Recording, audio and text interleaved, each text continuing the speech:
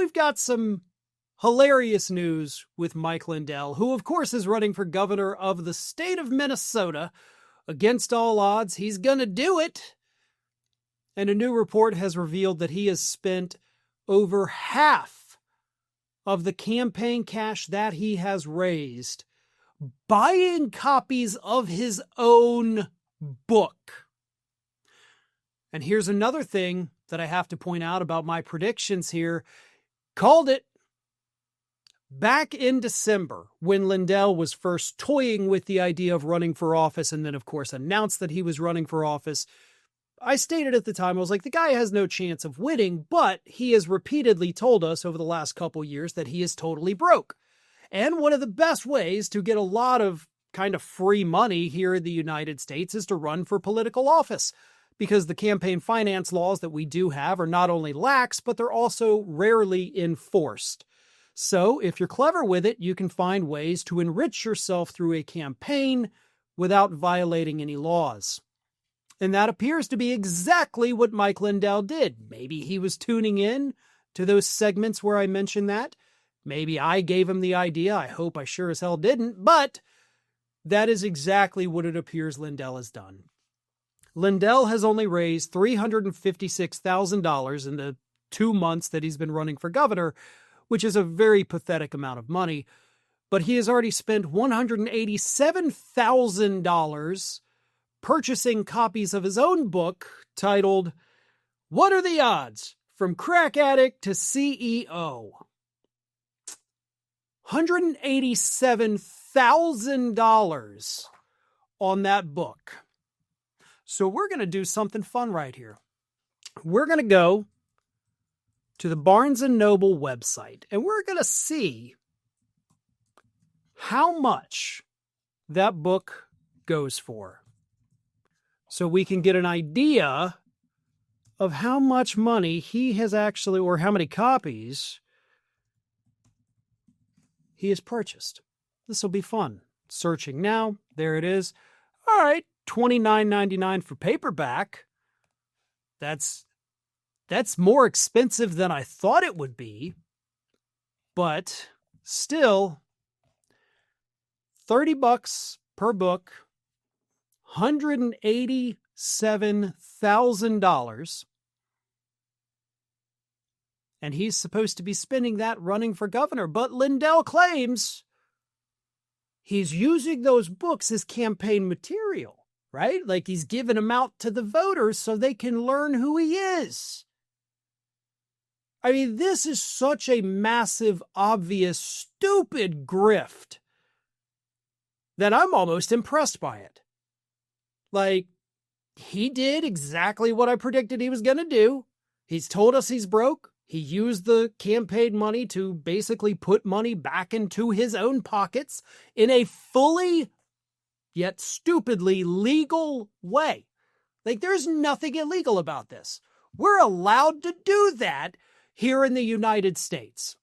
Like, if you ever write a book and it's just a horrible piece of garbage, nobody's buying it, all you have to do is declare yourself a candidate for office, start your little PAC, get people to donate money, use that money to buy your own book, boom, bang, money in the bank. That is how stupid our campaign finance laws are here in the United States. And for the record, it doesn't have to be a book. Maybe you sell t-shirts. Maybe you sell jewelry. Maybe you sell pizzas. But apparently in the United States, as long as you're running for office and it's a legit campaign expense, you can buy stuff from yourself, give it to people in hopes that they will vote for you. And even if you lose, you still made a lot of money. Absolute, utter insanity. What our campaign finance laws are. And nobody seems to care. I mean, I'm talking about the regulators, the law enforcement. Nobody cares. We're just going to let people do this. And that is exactly what Mike Lindell is taking advantage of. And that is exactly why Mike Lindell is even running for office. Lindell knows he doesn't have a snowball's chance in hell of winning that race. A Republican has not won a statewide race in the state of Minnesota in 20 years. 2006 was the last time a Republican won a statewide race in Minnesota. But Lindell was asked, like, hey, you're kind of doing all this. Are you self-funding your campaign? And he said, I can't self-fund. I don't have any money left. Well, now you do. He also said, when you're going around to all the places in Minnesota, other people are given a flyer. I'm giving them the whole book so they know who I am. And who gets the profits off those books? Who gets the proceeds, right? Like who might be making themselves a bestseller, even though your book's been around for quite a while here, Mike? You reap all the benefits. You know these people aren't going to vote for you. I mean, you can tell that due to the paltry sum that you have raised. And he's laughing all the way to the bank, taking full advantage of our very lax campaign finance rules. He's not breaking any laws. Like, don't get me wrong. I'm not even trying to imply that he is, because he's not. And that's the problem with the overall system. He's not breaking any laws with such an obvious grift. Pale Horse says he makes about $1.35 on each Amazon sale of his dumb book. So he's not getting rich off it, but he's getting something. And that's what matters. I mean, it doesn't matter how much of it he gets. If he gets the whole thing, if he gets a buck, whatever. We have to reform these campaign finance laws here in the United States. I mean, it's absurd. The things that campaigns spend money on, buying their own book. Like Lauren Boebert, remember, she was under FBI investigation because she drove like 30,000 miles, allegedly, around the state of Colorado campaigning. And then, of course, she reimbursed herself the mileage, and that happened to be when her restaurant was like super behind on their bills. And then after she got paid that money, the restaurant was suddenly caught back up on the bills, and the FBI was investigating, and then did nothing.